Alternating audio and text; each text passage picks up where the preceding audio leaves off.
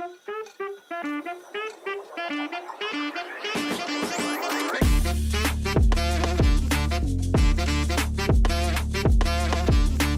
এবার আমরা দেখে নেই এই এর মধ্যে কিভাবে আইটারেট করতে হয় লুপের সাহায্যে। প্রথমে আমরা যেই লুপটা ব্যবহার করব সেটা হচ্ছে ফর লুপ, অ্যান্ড দেন পরবর্তীতে আমরা ফর ইচ লুপের ব্যবহার দেখব।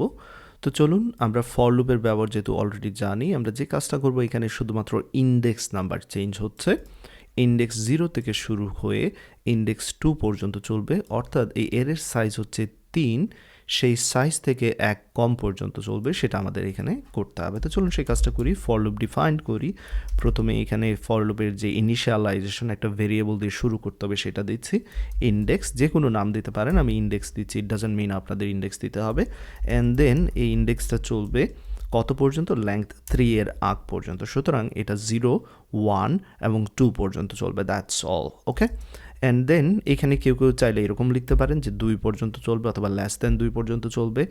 অ্যান্ড দেন কেউ হয়তো বা এরকম লিখতে পারেন এখানে যেমনটা আমি লিখেছি লেস দেন 3 পর্যন্ত চলবে, দ্যাটস অল। দ্যাট মিনস 0, 1, 2 এর জন্য এই লুপ ভ্যালিড রয়েছে।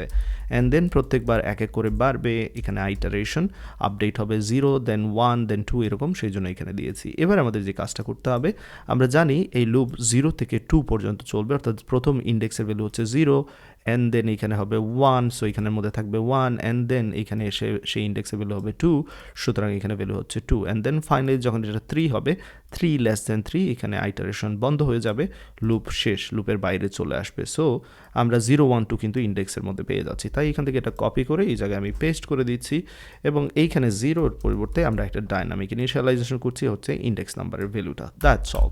Fair enough. প্রোগ্রাম রান করে দেখি আমাদের কাজ হচ্ছে কিনা, এবং দেখতে পাচ্ছেন এখানে কাজ হচ্ছে পারফেক্টলি। এবার আমরা চাইলে এখানে ভ্যালু চেঞ্জ করে দিতে পারি। আলেক্সের পরে আমি এখানে দিচ্ছি সাপোজ 7 দিচ্ছি, অ্যান্ড দেন এবার যদি প্রোগ্রামটাকে রান করি কি হবে, কি মনে হচ্ছে? আমাদের স্টিল 0, 1, 2, 3 তিনটা ইন্ডেক্স পর্যন্ত চলবে, সুতরাং প্রথম 3টা এলিমেন্ট এখানে প্রিন্ট করে দেখাবে। বাট আমরা চাচ্ছিলাম যে কোনো সংখ্যক এখানে আমরা এলিমেন্ট দেই না কেন সেটার জন্য যাতে পারফেক্টলি কাজ করে। এটা ট্রু যে আমরা ম্যানুয়ালি এখানে চেঞ্জ করে 4 দিয়ে দিলেই হবে, সেটা আমরা বুঝতে পারছি, বাট এখানে আমরা চাচ্ছি যে আমরা এরেতে যে কোনো এলিমেন্টই যতই সাইজ থাকুক না কেন তার জন্য পারফেক্টলি যাতে লুপ কাজ করে, সেই জন্য আমরা এখানে যে কাজটা করতে পারি নেমস ডট লেংথ এটা ব্যবহার করতে পারি। এটা যা করে আমাদের জন্য সেটা হচ্ছে এরের একটা লেংথ বের করে দেয়। তো এখানে এরের লেংথ যদি 1, 2, 3, 4 হয়, যেহেতু 4টা এলিমেন্ট রয়েছে, সুতরাং এটা 4-এর আগে পর্যন্ত সংখ্যা পর্যন্ত চলবে, অর্থাৎ 0, 1, 2, 3 পর্যন্ত চলবে, দ্যাটস অল। ওকে, এবার রান করে দেখি কাজ করে কি না। এখানে রান করে দেখাচ্ছি আপনাদের, এবং দেখতে পাচ্ছেন পারফেক্টলি কাজ করছে।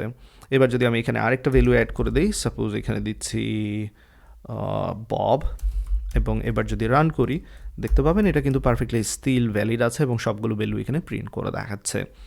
তো এই ছিল এরেকে কিভাবে লুপের সাহায্যে আইটারেট করতে হয়।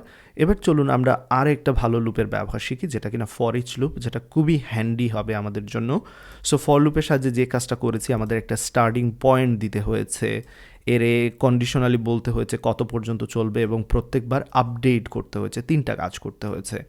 এবার আমরা যেই লুপটা শিখবো সেটা হচ্ছে ফর ইচ লুপ। আমি এখানে লিখছি ফর ইচের যেই সিনট্যাক্সটা সেটা লক্ষ্য রাখবেন, আপনাকে লিখতে হবে ফর ইচ, কিওয়ার্ড লিখতে হবে, দেন এটা হচ্ছে লুপের ভিতরের অংশটা আমরা যেটা লিখব, এবং লুপ এইখান থেকে শুরু এবং লুপ এই জায়গায় শেষ। তো এই লুপের ফর ইচের এই যে প্যারেন্থেসিসের মধ্যে কি লিখবো আমরা, আপনি যে ডেটা টাইপের এরেকে ম্যানিপুলেট করতে যাচ্ছেন বা প্রসেস করতে যাচ্ছেন, সেই এরের অবশ্যই এখানে নাম দেওয়া লাগবে যে আমরা এরে নেমস এরেকে অ্যাক্সেস করতে যাচ্ছি।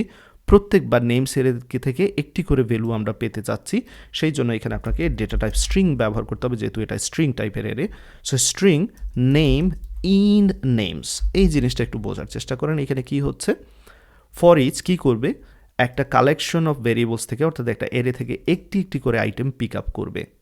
প্রথমে আনিসুল পিক আপ করবে, সেটা নেইমের মধ্যে অ্যাসাইন করবে। সো আবার বলে নিচ্ছি, নেমস এরেকে আমরা অ্যাক্সেস করতে যাচ্ছি, নেমস এরেতে যাবে, গিয়ে প্রথম যে ভ্যালু সেটা পিক আপ করবে, করে নেইমের মধ্যে অ্যাসাইন করবে। এবার এই নেমটাকে চাইলে আমরা এখানে প্রিন্ট করে দিতে পারি। চলুন সেই কাজটা করি, কনসোল ডট রাইট লাইন, এবং এইখানে নেমটাকে আমরা প্রিন্ট করে দিচ্ছি, দ্যাটস অল।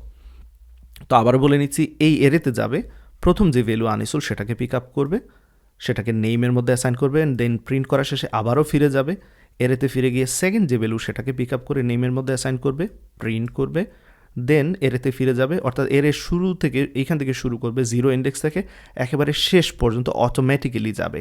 দ্যাট মিনস আপনার স্টার্টিং পয়েন্ট ফর লুপের মধ্যে মতো বলে দেওয়া লাগছে না, কিংবা এন্ডিং পয়েন্টটাও কন্ডিশনালি স্টপ করা লাগছে না, অটোমেটিক্যালি সে শুরু থেকে শেষ পর্যন্ত যাবে। এই দুইটা জিনিস সে অলরেডি জানে এবং প্রত্যেকবার আপডেটও সে অটোমেটিক্যালি আপনার জন্য করতে পারবে। সো এই ফর লুপের চেয়ে এই জায়গায় আপনাকে হয়তো বা ফর ইচটা অনেক বেটার মনে হচ্ছে, আপনি চাইলে এই জায়গায় ফর ইচ ব্যবহার করতে পারেন। তো আমি এখান থেকে এটা সরিয়ে নিচ্ছি এবং এই ক্ষেত্রে যদি আমরা রান করি প্রোগ্রামটা, চলুন দেখি আমাদের এক্স্যাক্টলি সেম কাজ করে কিনা। আমি .NET রান কমান্ডের মাধ্যমে রান করছি এবং দেখতে পাচ্ছেন পারফেক্টলি কাজ করছে। তো আমি এখানে কাজ করেছি স্ট্রিং নিয়ে, আপনার চাইলে নাম্বার নিয়েও কাজ করতে পারেন। আমি পরবর্তীতে আরও কিছু এক্সাম্পল দিব এই ফর ইচের, যাতে করে ফর ইচ আপনাদের আরও ক্লিয়ার হয়ে যায়।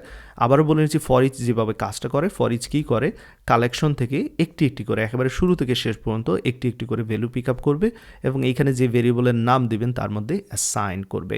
এখন আপনি যদি এখানে ইন্টিজার এরে নিয়ে কাজ করেন, সেক্ষেত্রে এখানে ইন্টিজার টাইপের একটা ভেরিয়েবল নিতে হবে। সে সেই এরেতে গিয়ে একটি একটি করে ভ্যালু পিক আপ করে এই ভেরিয়েবলের মধ্যে রাখবেন। দেন আপনি কী করতে চান সেটা আপনার ইচ্ছা।